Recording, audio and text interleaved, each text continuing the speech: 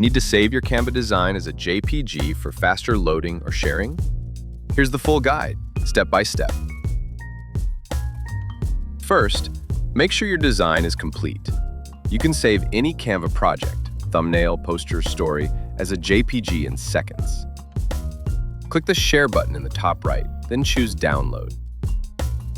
This opens the export settings.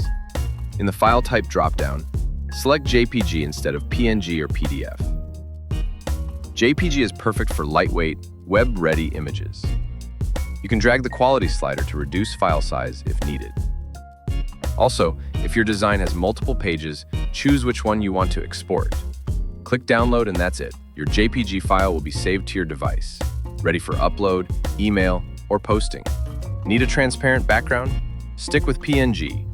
But for social posts, JPG is your best friend. Like and follow for more Canva tips that save time and clicks.